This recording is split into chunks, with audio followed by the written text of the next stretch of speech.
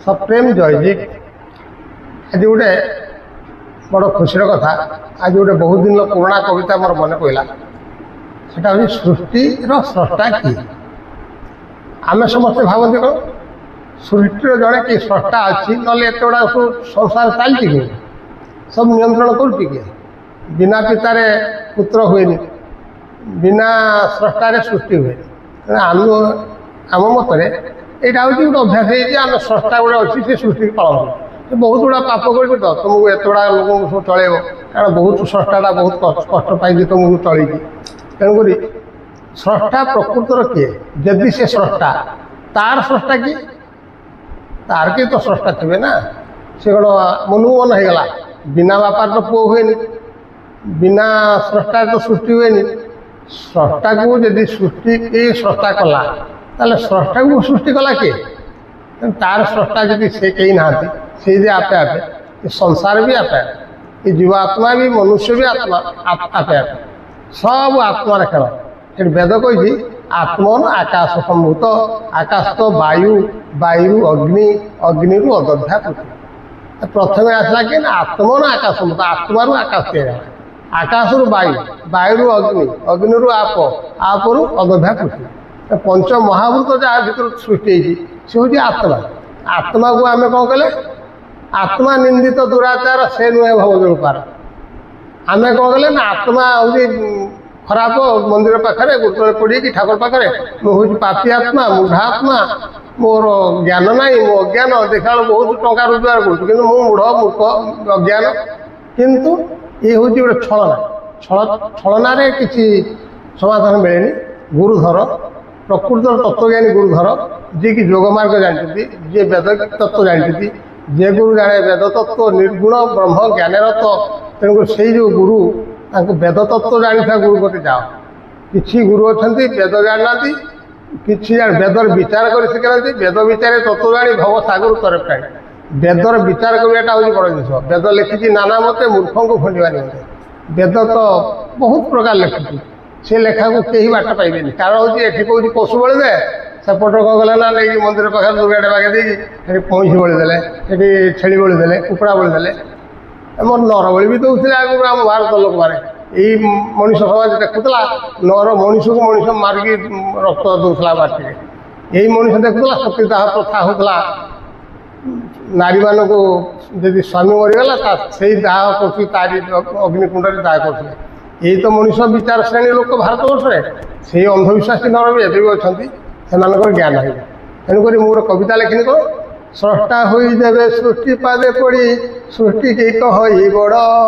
जीव भगवान निज को न भावी मूर्ति पूजा करे मूढ़ निजको निजे जापारे मुझे तार स्रष्टा मो संसार मालिक मुझे जीव मुझे ईश्वर जीव शिव सर्वमेव भूते भूते व्यवस्थित एक में भावी पश्यंती जीवन मुक्त शौच्यते जीव को शिव बोली जानी भव सागर तरे प्राणी जे निजको निजे जीव जीव निजको शिव बोली न भावी सी कह दास हम दास हम होता मझे आए सोहम सी गोटे मु गोटे सी लगे भूल करदे सोहम सी गोटे मु गोटे अलग है द्वैत भाव आसला ना शिवोहम अद्वैत भाव जदि अद्वैत चिंता करूँ ताहले निजको ईश्वर भाव ईश्वर काम भी कर राक्षस काम करना शैतानी काम करना तेणुक मनुष्य शैतान कार्य निवृत्त रही जीव प्रति दया रखी अहिंसा व्रत पालन करी जदि किसी जाने ताहले आत्मज्ञान ही मिल आत्मा ही आत्मज्ञान दब बाहर से ज्ञान आसेनि मु तो पंचम पाठ पढ़ी मु तो बहुत स्वल्प पाई बहुत कथा कहीपी कारण हूँ मत दृश्य हो कारण हूँ मो आत्मा मत जनइला जे संसार आत्मा छड़ा किसी ना गोटे मूर्ख भी पंडित हो पारे केमी ना बहुत अच्छी कथा तो कहीहनी अच्छा तुम आउ गोटे मुझे लिखिनी कौन मृग जोपरी कस्तूरी खोजई न खाई न पी बने मूर्ख लोक मैंने बार व्रत करी ईश्वर खोजती मने मृग कौन करे ना संसार सारा खोजुची पत्थर काठ चारिआडे बुली गछ वृक्ष सबआड़े खोज कस्तूरीटा कौटी गंध कर बासना कर कि बासना ये से कस्तूरी बोली तो जानी मृग आम तो कस्तूरी खोजुनी से खोजुची ये गोटे बासना होगी गोटे बासना होगी शुंगी शुंगी शुंगी शुंगी न खाई न पी से तार बढ़ुଛି ଆମେ କ'ଣ କଲେ ସେଇଭଳିଆ ନିଜ ପାଖରେ ଈଶ୍ୱର ଅଛି, ଆମ ପାଖରେ ଘଟରେ ଅଛି, ଘଟ ଘଟକା ବାସି ସକଳ ଘଟେ ନାରାୟଣ ସବୁ ଜାଣିଛନ୍ତି, କିନ୍ତୁ ଆମେ କ'ଣ କରୁଛନ୍ତି ବାহিରେ ଖୋଜୁଛନ୍ତି, ମନ୍ଦିରରେ ଖୋଜୁଛନ୍ତି, ସ୍ୱର୍ଗରେ ଖୋଜୁଛନ୍ତି।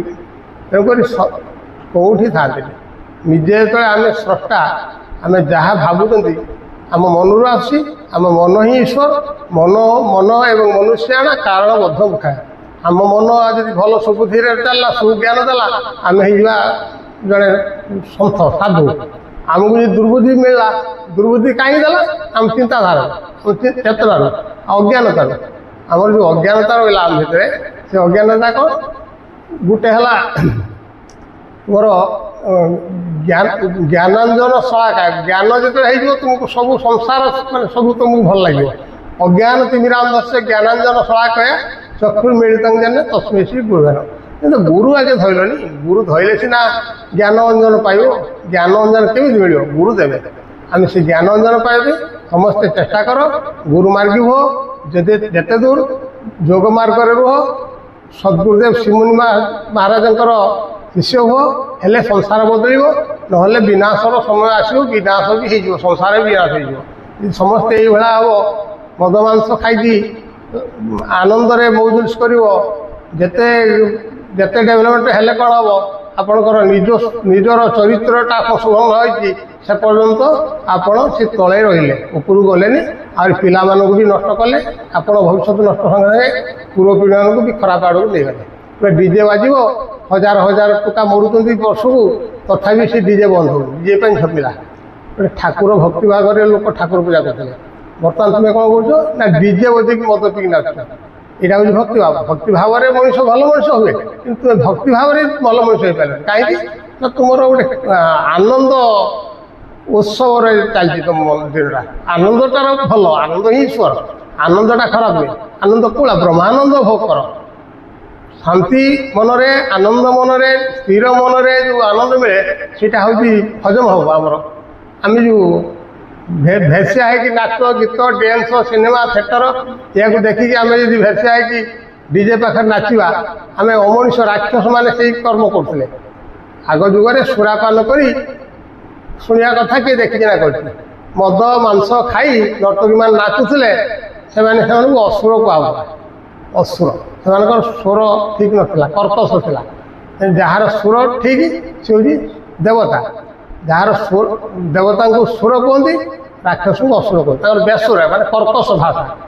କର୍କଶ ଭାଷାରେ କଥା ହେବା ଅପେକ୍ଷା ସାଧୁସନ୍ଥ ଜ୍ଞାନ ନେଇ ନମ୍ର ହେଇଯାଅ, ଭଦ୍ର ହେଇଯାଅ, ତାହେଲେ ସଂସାର ବଦଳିଯିବ, ସମାଜ ବଦଳିଯିବ। ସୁଧୁରି ଯାଅ, ସୁଧୁରି ଯାଅ, ସୁଧୁରି ଯାଅ।